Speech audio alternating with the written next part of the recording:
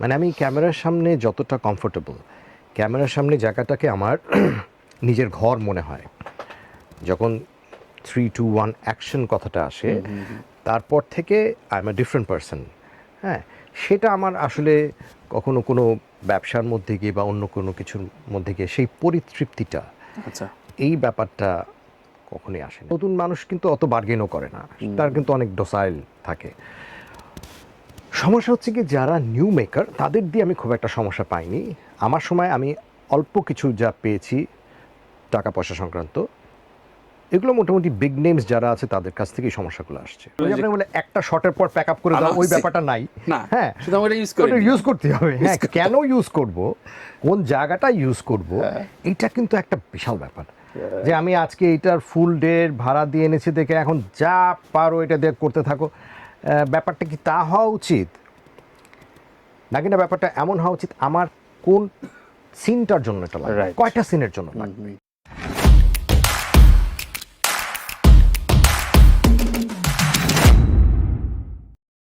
আমার সাথে আজকে যিনি রয়েছেন তাকে আসলে আমি খুবই আন্ডাররেটেড অ্যাক্টর বলি। মানুষটাকে ভীষণ ভালোবাসি, তার অভিনয়, তার ব্যক্তিত্ব সবকিছু মিলিয়ে। তার নাম জিতু হাসান। জিতু ভাই, আমার নাম তানভীর তারেক। জাগো এফএম রাত আড্ডায় আপনাকে স্বাগত। কেমন আছেন আপনি? আসসালামু আলাইকুম তানভীর ভাই, আমি আছি আলহামদুলিল্লাহ। এত ডাক সাইটে বাবা ছেলে হিসেবে আপনার অ্যাডভান্টেজ আর ডিসঅ্যাডভান্টেজটা কি? আপনার মানে কি মনে করেন? যদিও প্রজন্ম অন্তরে অনেকে ভুলে যায়, জি জি। তারপরও আপনার কাছে বেড়ে ওঠাটা কেমন হয়েছে? যদি আপনি বলেন যে অভিনেতা হিসেবে, তাহলে যেটা হয় অ্যাডভান্টেজ বা ডিসঅ্যাডভান্টেজ কোনটা বলবো জানি না, কিন্তু একটা কম্প্যারিজন সবসময় থাকে। হ্যাঁ, হ্যাঁ, অনেকে বলতো যে আরে আপনি সিডনি সাহেবের ছেলে, আপনি সিডনি ভাইয়ের ছেলে। তো কেউ কেউ বলতো যে বাবার মতো হয়নি, আবার কেউ কেউ বলতো যে দারুণ অভিনয় করে। So it was A mixture. এটা রাইট। বিভিন্ন ধরনের কমেন্ট মানে অবলীলায় একটু মেলাতে চায় আর কি, মানে মেলাতে চায়। হ্যাঁ, মেলাতে চায়। এটা খুব স্বাভাবিক যে আচ্ছা আচ্ছা সিডনি সাহেবের ছেলে তো, যেহেতু উনি বলতে গেলে যে প্রথমে পিটিভির পর্দায়, পরে বিটিভির পর্দায় প্রথম Right. নায়ক ছিলেন। হুম, হুম, হুম। সুতরাং স্বাভাবিকভাবে মানুষ মেলাতে চাবে, এটা খুব স্বাভাবিক। আর হাসান আলী সিডনি, গোলাম মোস্তফা, এনারা তো আসলে ল্যান্ডমার্ক জি জি। মানে অভিনয় জগতের। অভিনয়টা কবে মনে হলো যে করে যাবেন, মানে অন্যান্য কাজ করবেন না? অভিনয়টা আমার কখনই মনে হয়নি যে আমি পারি। অভিনয়টা আমার যেটা হয়েছে সেটা হচ্ছে হ্যাঁ। যে আমি প্রথম যখন অভিনয় করেছিলাম, হ্যাঁ, তখন সেটা 1982 সালে। আচ্ছা। তো তখন অভিনয়কে পেশা হিসেবে নেয়ার ব্যাপারটা টেলিভিশনে অ্যাটলিস্ট ছিল না। হুম, তখন ছিল কি এটা শখের বশে। তো বাবাও করতেন আসলে শখের বশে, এটা প্রফেশন ছিল না যারা টিভি অভিনেতারা ছিলেন। তো তার সাথে সাথে গিয়ে আমি ছোট ছোট চরিত্রে, শিশু চরিত্রে অনেকগুলো কাজ করেছি। তো সেটা থেকে আসলে পোকাটা ভেতরে ঢোকা। পরবর্তীতে স্কুলে করেছি মঞ্চের কাজ, এর পরবর্তীতে ইউনিভার্সিটি করেছি। তো এই টুকটুক টুকটুক করেই যখন কাজগুলো করি, এবং 2000-এ প্রথম আপনার, এর মাঝখানেও বিটিভির কাজ বেশ কয়েকটা করেছি। মামুন চাচা, মানে আব্দুল আল মামুন চাচা, উনি 2000-এ প্রথম জোয়ার ভাটাতে কাস্ট করলেন। তো তখন মোটামুটি শুরু হয়েছে অভিনয়কে পেশা হিসেবে নেওয়ার ব্যাপারটা। আচ্ছা, আচ্ছা, তো বলতে গেলে ওই সময়টা থেকেই আচ্ছা। ওটা মেগা সিরিয়াস, ওইটা ছিল প্রথম বাংলাদেশের প্রথম মেগা ডেইলি সিরিজ। শো। জি। তো তখন থেকে আসলে ব্যাপারটা এমন ছিল যে ঠিক আছে, আর অন্য কিছু না, অভিনয়টাই করছি আর কি। আচ্ছা, আর যদি বলেন যে অভিনয়টা আমি পারি, অভিনয়টা আমি চেষ্টা করি, চেষ্টা হ্যাঁ, করি মানে এখন পারার। এখন কি এটা বলা সাজে যে আপনি পেশার জায়গাটায় নিয়ে রেখেছেন? জি। ঠিক আছে, আপনি জমিদার পুত্র, জমিদার বংশীয়, সেই ব্যাপারটা আমি যদি আলাদা করে রাখি, তারপরে অন্য অনেক কিছু তো করার প্ল্যান থাকে মানুষের, যে ওইটার পাশাপাশি আমি অভিনয় করবো, সেটা তো আপনি করেন না। না, আমার মেইন কাজটাই অভিনয়। অভিনয় কম করি বেশি করি যাই করি, এটাই বেসিক। এবং তাতে আপনার কোনো আক্ষেপ, মাঝে মাঝে মন খারাপ যে না এটা একটু স্কিপ করে অন্য ব্যবসায় আমি মনোযোগ দেই, এ ধরনের কতবার আমি হয়েছে জীবনে? এরকম হয়তো বা দু একবার, বাট খুব একটা না আসলে। আচ্ছা, মানে আমি ক্যামেরার সামনে যতটা কমফোর্টেবল, ক্যামেরার সামনে জায়গাটাকে আমার নিজের ঘর মনে হয়। যখন 3, 2, 1 অ্যাকশন কথাটা আসে, তারপর থেকে I am a different person. হ্যাঁ, সেটা আমার আসলে কখনো কোনো ব্যবসার মধ্যে গিয়ে বা অন্য কোনো কিছুর মধ্যে গিয়ে সেই পরিতৃপ্তিটা, আচ্ছা। এই ব্যাপারটা কখনোই আসে নাই। আপনার প্রজন্মের পরে আসলে অনেক ডিরেক্টর প্রডিউসার তৈরি হয়েছে ইন্ডাস্ট্রিতে, এইখানে কোনো জেনারেশন গ্যাপ বা তাদের মেধার জায়গায় অনেক মেধাবী ছেলেও আসছে, অনেক আবর জাবর ডিরেক্টর আসছে, সরি টু সে। তো এইসব ফিল্টার করেন কিভাবে? একটা নতুন ছেলে যখন আসে ওর চোখ দেখে বুঝতে পারেন আপনি, মানে যে ঠিকঠাক? না, পারি না। আমি যদি খুব ওই ডিপ্লোম্যাটিক্যালি কথা না বলে যদি ফ্র্যাঙ্কলি বলি, প্লিজ।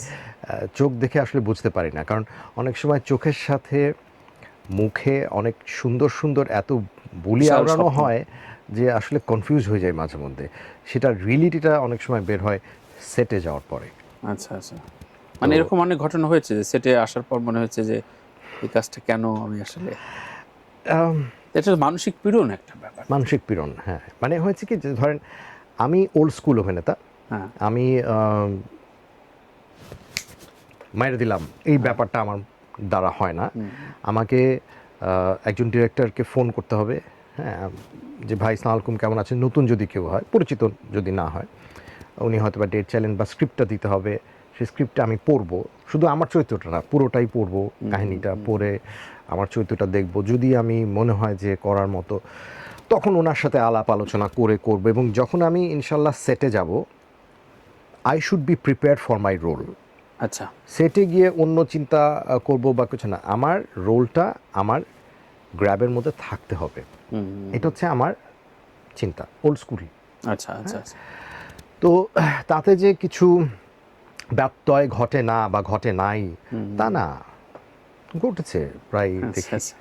সেই কারণে আমি বাংলাদেশ ইন্ডাস্ট্রিতে অনেকে এই সিটে এসে বলেছে যে বাংলাদেশ ইন্ডাস্ট্রিতে নাকি ডিপোজিট মানি রাখতে হয় বিভিন্ন অন্তত 10-15 জন ডিরেক্টরের কাছে, যারা টাকা আসলে রিটার্ন দেয় না, মানে পারিশ্রমিকটা ঠিকঠাক দেয় না একটা পর্যায় পর্যন্ত। তো আপনি তো অভিনয় ঘরানা, অভিনয়ের একদম বেড়ে ওঠা, অভিনয়ের ঘর থেকেই বেড়ে ওঠা, আপনার ক্ষেত্রে কি আপনি একটু অ্যাডভান্টেজ পেয়েছেন কিনা? না, পারিশ্রমিকের ব্যাপার নিয়ে আমার মনে হয় না কেউই অ্যাডভান্টেজ পেয়েছে, একমাত্র ফরিদি ভাই, সুবর্ণাপা, ওনারা ছাড়া। পারিশ্রমিকের ব্যাপারটা নিয়ে প্রথম দিকে অনেকেরই ব্যাপারটা থাকে, হ্যাঁ, যে যে কেউ কেউ এখানে বলেছে যে ভাই 15-20টা প্রোডাকশন ধরে নিতে হবে যে এটা আমি অর্ধেক 30% বা কোনোটা কোনো মানে ব্যাপারটা হয় কি তানভীর ভাই, আমার কাছে ব্যাপারটা খুব ওপেন, যে ঠিক আছে হয়তোবা নতুন কাউকে আপনি নিচ্ছেন ডিরেক্টর হিসেবে, আপনি হয়তোবা তাকে আচ্ছা 10 টাকা দেবেন না, আপনি হয়তোবা তাকে 5 টাকা দেবেন, কথাটা বলে নিলে পরিষ্কার হয়। রাইট। নতুন মানুষ কিন্তু অত বার্গেনও করে না, তার কিন্তু অনেক ডোসাইল থাকে। সমস্যা হচ্ছে কি যারা নিউ মেকার তাদের দিয়ে আমি খুব একটা সমস্যা পাইনি। আমার সময় আমি অল্প কিছু যা পেয়েছি টাকা পয়সা সংক্রান্ত, এগুলো মোটামুটি বিগ নেমস যারা আছে তাদের কাছ থেকেই সমস্যাগুলো আসছে। Big name. জি জি আচ্ছা আচ্ছা জি বিগ নেম, আচ্ছা সম্মানিত নেম, আচ্ছা। হ্যাঁ, ওনাদের কাছ থেকেই সমস্যাগুলো আসছে। কারণ হয় কি যে বিগ নেমের আড়ালে একটা ব্যাপার থাকে, হ্যাঁ, তো মানে ওটা নিয়ে কেউ কখনো খুব একটা কিছু আলাপ আলোচনা করে না। খুব যে আমি মানে তারা কি এটা ঠিক এরকম আড়ম্বর দেখায় যে এরকম সেটে কাজ করছো, এটাই তো একটা প্রোফাইল, পোর্টফোলিওতে খানিকটা ভারী করছে তোমার। খানিকটা ওই যে ব্যাপারটা হচ্ছে যে আমার ক্ষেত্রে অত একটা অনেকে দেখায় নাই, বিকজ ওই যে বললাম যে অভিনয়ের একটা ব্যাকগ্রাউন্ড ছিল, আর অনেকে যেমন অনেকটা পথ তাদেরকে এই ধারা দিয়ে পার হতে হয়েছে, আমাকে অনেকটা পথ পার হয়নি, কিছুটা পথ এর জন্য পার হতে হয়েছে। বাট হ্যাঁ, এই ব্যাপারটা অনেকের থাকে যে বিগ নেমসের মধ্যেই আমি বলবো যে আমি যাদেরকে পেয়েছি বিগ নেম। একেবারে শৈশব কৈশোর থেকেই এই যদি বলি ইন্ডাস্ট্রির সুবর্ণ, মোস্তফা, হুমায়ুন ফরিদি থেকে শুরু করে সকলে আপনার পারিবারিক, তো এই জায়গা থেকে একসাথে কাজও করা হয়েছে প্রচুর। এই বিষয়গুলো পরবর্তী পর্যায়ে যখন একটা নিউ ব্যাচ এসছে, কোনো ধরনের মনে হয়েছে যে তারা আপনাদের সাথে ঠিক কানেক্ট হইতে একটু শাই ফিল করছে, ভয় পাচ্ছে? জেনারেশন গ্যাপ যে শব্দটা বলি, ওটা কি হয়? ওটা মানে অনেকে বাইরে থেকে বলতে শুনি যে না উনি কি আমার কাজ করবে কিনা, মানে এরকম কি হয়েছে? দিনার ভাই বলছে যে না এরকম কিছু ক্ষেত্রে হয়, কেউ কেউ হয়তো হয়তো আমার ডেট ফ্রি আছে কিন্তু ট্রু এরকম। ট্রু অনেকের ক্ষেত্রে হয়। আর যেহেতু আমি কখনোই আমার পুরো ক্যারিয়ারে কারোর সাথে ওভাবে করে যে যোগাযোগ করাটা যে ভাই আমি একটু কাজ করবো, আমাকে কাজে নিন, ও ব্যাপারটা আমার কখনোই হয়নি। হ্যাঁ, ওই যে আপনাকে প্রথমে বললাম আমার ব্যাপারটা ছিল খুব অর্গানাইজড। কেউ হয়তো বা কোনো একটা চরিত্রের জন্য আমাকে ভাবছেন, ফোন করছেন, স্ক্রিপ্ট পাঠাচ্ছেন, ভালো লাগছে, করছি। তো হ্যাঁ, এটা অনেকের ক্ষেত্রেই হয়েছে যে ভাই আপনি তো বোধহয় উনি তো বোধহয় করবেন না, উনি একটু রাশভারী টাইপের মানুষ। তো এই ধরনের কিছু ব্যাপার যে একদম হয় না তা না, হ্যাঁ হয়। হয়। বিটিভি থেকে আপনার শুরু, বিটিভি একটা বড় অর্গানাইজেশন, সেখান থেকে একটা গ্রুমড আপ হয়ে মানুষ শেখে। এরপরে আপনি যখন বাইরের সেটে কাজ করেন, জি। ক্যামেরা, প্রোডাকশনের পোস্ট কেমন হবে, এগুলো কতটুকু বোঝা যায় এরা কতটুকু মানে ফার্নিশ গোছানো কাজ করছে? এগুলো কি আপনি যখন সিটিংটা দেন স্ক্রিপ্টের সাথে এগুলো বুঝে নেন আপনারা? দেখেন এখানে দুই রকম ব্যাপার থাকে। হ্যাঁ, যখন ধরেন আপনি প্রথমে কাজ করবেন, ধরেন আব্দুল আল মামুন, হ্যাঁ, কিংবা হুমায়ুন ফরিদি, কিংবা আফজাল হোসেন বা আমজাদ হোসেন, বা আরও অনেক নাম আছে, অত নাম বলতে। তো ওনাদের সাথে কাজের পরিবেশ, কাজের ধারাটা এক ধরনের। হ্যাঁ, আপনি বুঝবেন যে এখানে একটা কাজ হচ্ছে, রিহার্সাল হচ্ছে। তো পরবর্তীতে দেখলাম যে এখানে খানিকটা চেঞ্জ এসছে, অনেক ধরনের ইকুইপমেন্টস এসছে, যে চিবাম টিবাম এই সেই অনেক কিছু। তো একটা সময় ধারায় লক্ষ্য করলাম যে একটা সেটে ঢুকে যদি কেউ দেখে যে এখানে চিবাম আছে, এখানে ট্রলি আছে, এখানে এটা আছে, এখানে সেটা আছে, তার মানে এটা একটা দারুণ কোয়ালিটি কিছু হতে যাচ্ছে। হ্যাঁ, তো তো আমার কাছে এটা বরাবরই একটা হাস্যকর ব্যাপার হতো আর কি, যে কাজটা কি হচ্ছে। যেমন আমি একটা ছোট্ট উদাহরণ দিই আপনাকে। আমি একটা নাটক করেছিলাম, ফরিদি ভাইয়ের ডিরেকশন, একটা টেলিফিল্ম, খুব নাম করেছিল। আচ্ছা, পরে বলবো নামটা। তো ওখানে আমি ছিলাম একটা জেলার, উনি ছিলেন একটা জেলের আসামি, সুমায়া শিমু ছিল, শোভন ভাই ছিলেন। তো সেখানে উনি তখন ক্রেন, হ্যাঁ, উনি কল দিয়েছেন, তখন তো ছিল শুধু এফডিসি, বিশাল ব্যাপার। হ্যাঁ, এফডিসি থেকে আসতো, তখন এরকম ছিল না। তো আসার পরে ওই একটা শটে উনি ওইটা ইউজ করলেন, একটা শটের পর উনি ছেড়ে। তো অ্যাসিস্ট্যান্ট ওনাকে বলছেন যে ফরিদি ভাই, তো ফুল ডের পেমেন্ট দেওয়া লাগবে, তো ফুল ডের পেমেন্ট দেওয়া লাগবে, তো আমি কী করবো, আমার তো দরকার, একটা শট দরকার ছিল, আমার হয়ে গেছে, ব্যাক আপ করে দাও। তো ওই যে ব্যাপারটা, যে আসলে আমার এটা কোন জায়গাটায় লাগছে, এইটা অনেক সময় আমি পরবর্তীতে অনেক সেটে গিয়ে মিস করেছি, যে হচ্ছে এটার মানে একটা সেটে তখন ব্যাপারটা এরকম যে এই ধরনের ঢুকেই যখন আপনি দেখবেন অনেক কিছু আছে, তার মানে এখানে দারুণ কিছু একটা হতে যাচ্ছে। মানে ব্যাপারটা এই জন্য আমি তুললাম জিতু ভাই, যে আমি নাম না বলি, খুবই পপুলার অ্যাক্টর, এবং বলছে ভাই এটাতে যে ড্রোন শট আর কালার দেখবেন না, মানে ও দেখলাম যে ড্রোন কালার, মানে প্যানোরামিক শট কি যেন বলছে, অত তো বুঝিও না আপনাদের মতো। তখন যে তুই তো গল্প নিয়ে কথা বলবি, মানে গল্পটা কেমন টাচ করবে কি না, ওইটার নিয়ে কোনো কথা নাই। কিন্তু এবং ইভেন দেখি যে কিছু কিছু জায়গায়, কিছু প্রোডাকশনে এমন আননেসেসারি ড্রোন শট ইউজ করা হয়, যেহেতু ওই যে বলে একটা শটের পর প্যাক আপ করে দাও, ওই ব্যাপারটা নাই। না, হ্যাঁ, শুধু আমরা ইউজ করতে হবে। হ্যাঁ, কেন ইউজ করব, কোন জায়গাটা ইউজ করব, এটা কিন্তু একটা বিশাল ব্যাপার।